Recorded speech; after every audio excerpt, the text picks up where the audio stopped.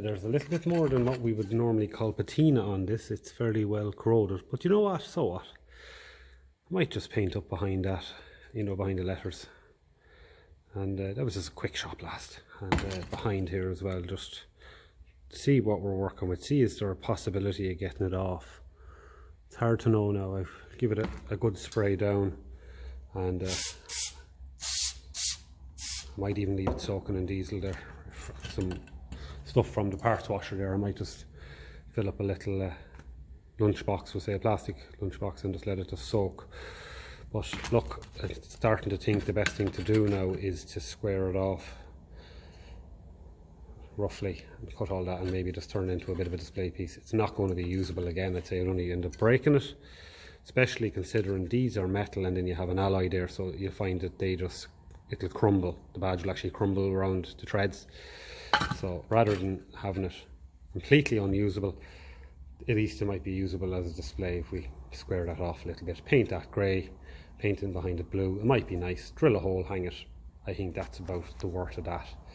So plenty more parts, as I was showing you there earlier on, to go through. Some lovely linkages, brackets, original dynamo, more LA12 Lucas coils as I showed you earlier on to be going through. So I'm just cleaning them up below here, getting dates off them, seeing the model numbers and all that, and eventually I'll just see are they working.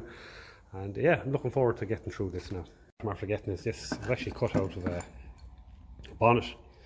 I want to try and remove the badge, paint it up, or just have it on display up there somewhere. So if I can't remove it, so I've just cleaned back the screws there, screw bolts, and they're looking a little bit worse for wear. So I'm going to shot blast this, try and clean everything up a bit.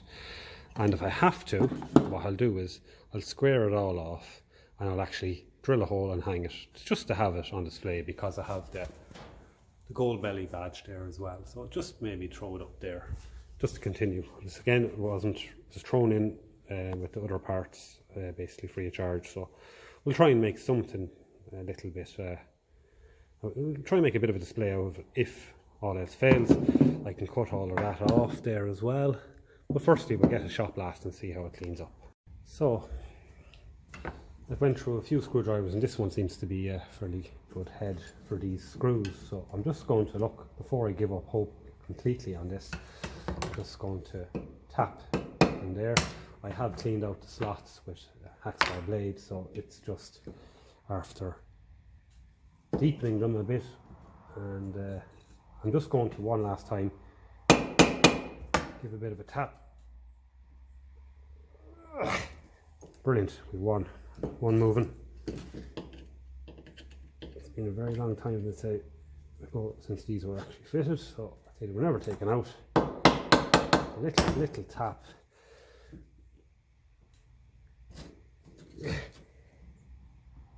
Yeah, brilliant.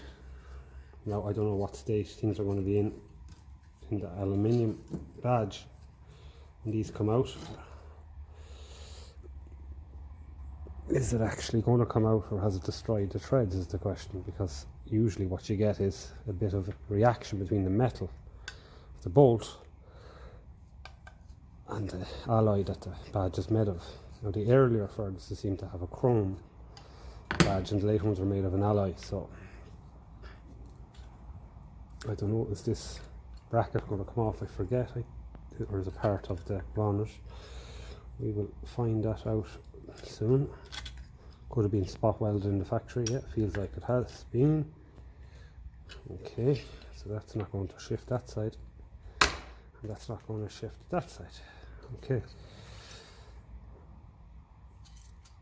Yeah, so our actual badge itself isn't in great nick, so if it looks like it's going to be very bad, I might leave it on it. Keep those screw bolts. I think that's probably the wisest thing to do. Okay, so we can see there in the corner. I'll give it a little, I don't want anything to go fall into bits.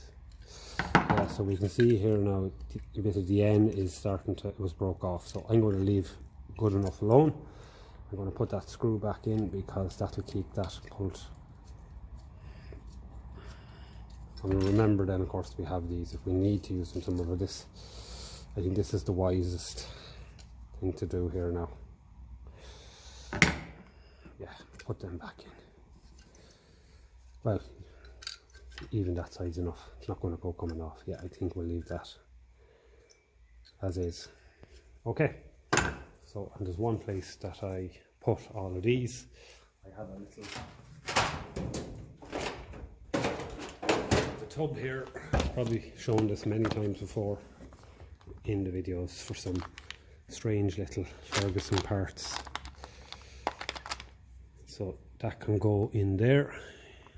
Got little lads off the throttle rods and stuff, little parts that you just cannot buy new. So things like that are in there. Woodruff keys and some nice brass nuts there for the likes of your coils and electrical parts. Of, yeah, Woodruff keys. Some nice little bits in there, little pins and stuff to do with the brakes and all of that. So that's where they go. So all is not lost. With this, it's just going to be a matter now of tidying it up, squaring it off, cut along there, file it up a little bit, leave a bit of patina on it, and I'll see what I'm going to do with it. Would it be a shame to get rid of that patina? I think so. Maybe so, yeah. Anyway, we'll do something with it. It was a freebie. So, on to the next part now. I'm going to take a look at this dynamo and see what we got. It's a nice long UNF.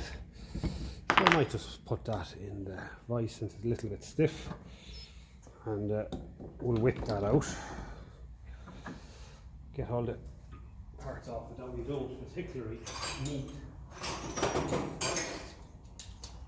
That's all that's left is this. I took the other bolts off it. And we'll then have a look at the part number, see does it tie in with the part number for the factory dynamo. A lot of these were taken off cars and stuff, and some of them for cars were open here at the front, which is fine on a car but not great on the tractor. You might be in dusty conditions with all that stuff going into the bearings and the commutator and the brushes and all that. So at least this is definitely a tractor one. So we're going to keep this bolt, and it's nice length. I don't think I have too many of those in half inch head. So put that into the half-inch pile. So now what I'll do is, definitely Lucas anyway, you can just make it out there. So we'll clean this all down and I'll give you a look at it. Clean it down, and we seem to have some blue paint, so probably came off a Ford tractor like a Dexter.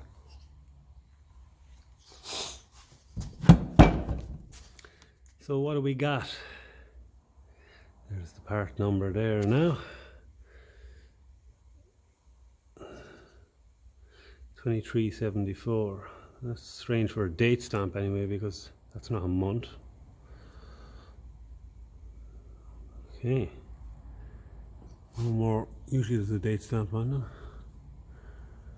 We'll have a look at that anyway and see. So first thing I'll do is try and take out these, and we'll have a look inside it. So a little tap to loosen the threads, and a little clean out with a hacksaw blade. Make sure that the slots are clean.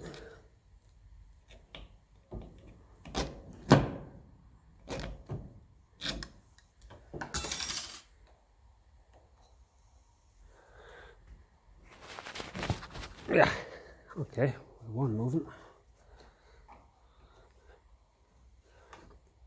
Lovely. That's coming together. That's one apart handy enough. These were definitely open before, because you can see marks from the screwdriver. Let's take a quick look in here. It'll be a little project for some time. I look up the part number, and if it looks like it's compatible with a Ferguson 20 diesel, it'll go on one of them. These look nice and clean, they're not butchered like some of them. Okay, very good. So we got some fairly good brushes here, plenty of meat left on them. Springs are good, connections there is good. Straighten that up a bit there, yeah. So that much is looking good. Now let's get a bit of a better look.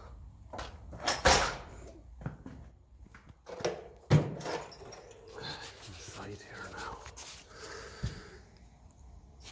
Now, get the focus. On the focus.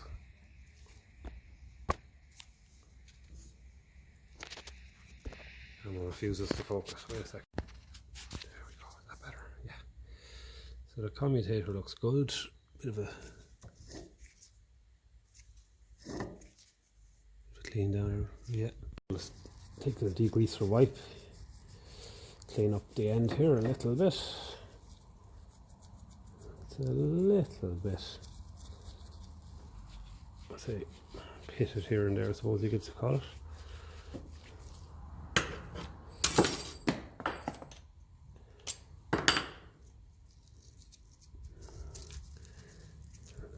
a bit of that. A bit of a clean as well. Of course, if I'm going to get to overhaul this, I'll be doing all this again. But this is just to see what we're working with. That's all.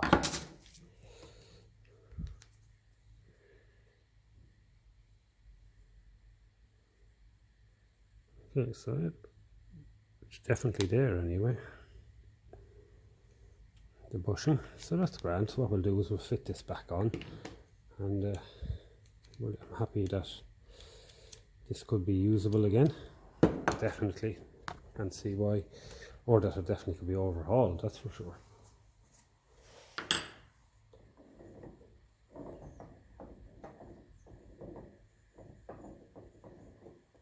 Okay.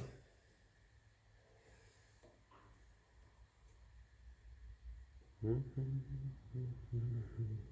so that goes through there. Spade connector out first, and then we'll pull back one brush and the next brush. Now the front is moving up, but that's okay. There should be a dimple on the end of there somewhere to help us line up where the front casing needs to be. Okay, so the dimple C is there. So we'll push that back. Well, you'll get that. You most certainly will get that. This could be a two-man job. This keeps moving forward. So what I'll do is take it out, sit it there, so that way gravity will help us and the weight of it will help us. And line up the spade connector, push back one of the brushes.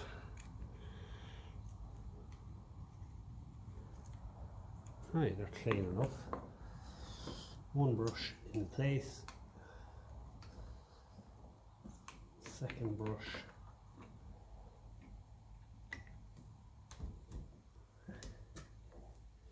in place, I think. There we go. So now we have it back complete.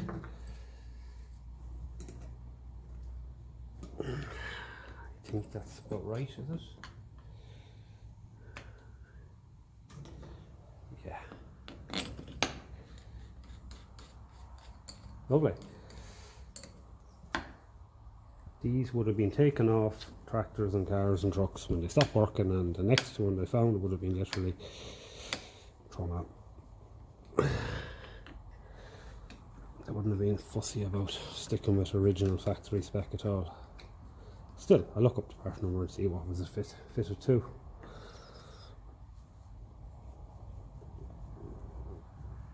This is, what's that actually in the hole?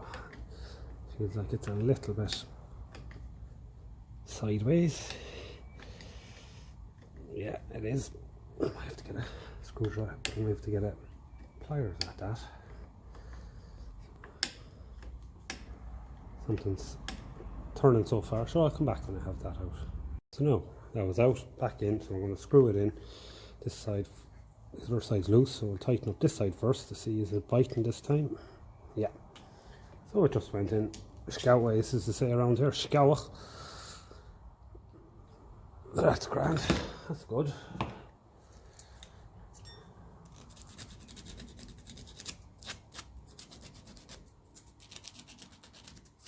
A copper one and a brass one. Yeah, if I put my money on this, I'd say it's off of Ferguson Dexter. The Ferguson Major had a bigger dynamo and a bigger pulley as well. Very good. We'll see how we get on with that. If this dynamo is working, we'll get a small charge for this because I'm not putting any power into the field coils. So that power is usually used to waken it up. So we'll give it a quick spin.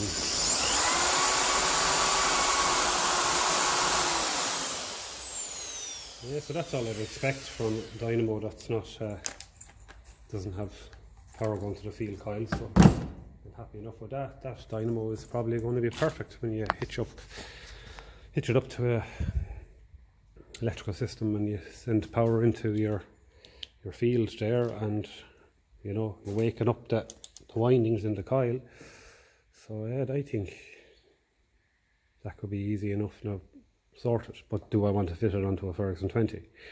So that's what I'll check out, the part numbers and see. But at least now it's a bit it's cleaned up. I had a quick look, we're happy enough. Yeah, I'd have to put a bit of grease and oil into it and go through it properly and look into bearings and bushings. But you know, for the most part, I think it's fair to say that is it's probably going to be useful to someone anyway. So the next thing to do is to take off the pulley, because if you want to get into bearings, the pulley has to be off so that commutator shaft can come out.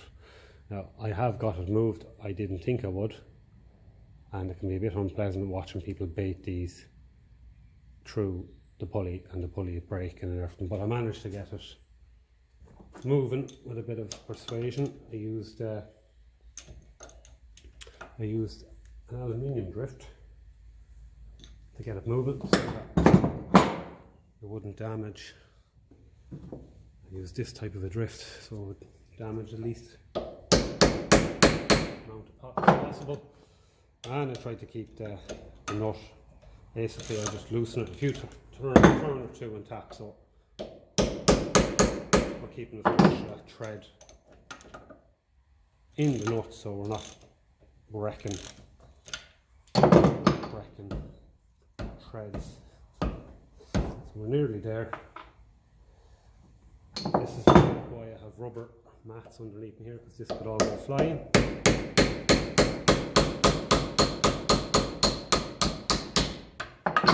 So it's starting to come through there, and because we're using an aluminium mat, it shouldn't, by rights, effective. So I probably can take it out now. Take it out twice, and it is only going to go falling. It's going to go breaking those spade connectors on the back.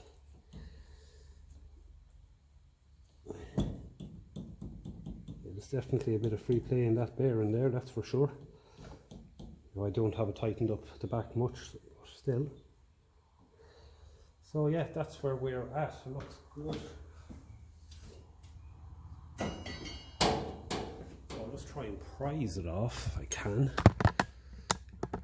rather than do any more baiting. There is a keyway here as well, and a Woodruff key.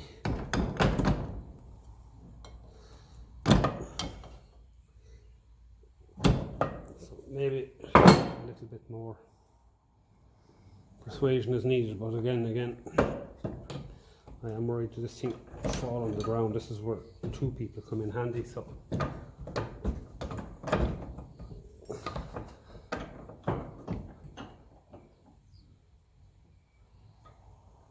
not ideal. Now, appropriate drift.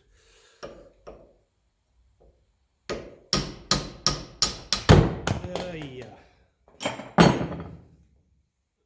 we didn't hit on anyway. Lovely. So I don't know, I think for overhauling them you have to get out the Woodruff key as well. That Woodruff key there, I think. Yeah, you do, yeah. So we give him a go since we're mad for hardship in this shed. So there was already a lump broke out of the pulley, but that's no big deal. We'll give him a clean down. It looks to be a original part. But apart from that, we have saved our spring washer and the nut.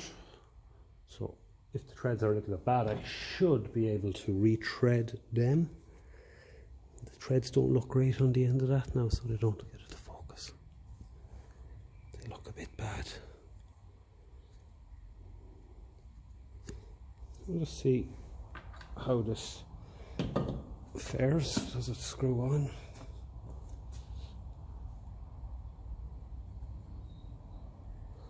So I'll get something to hold that.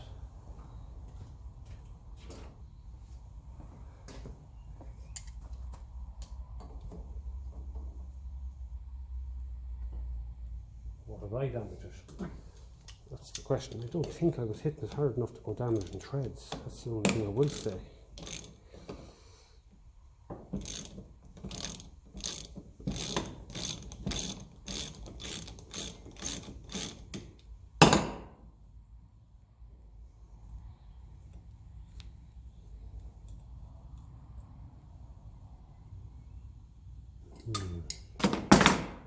That's interesting. What I'll do is I'll pick a better nut, I think is the best thing to do, and then come back.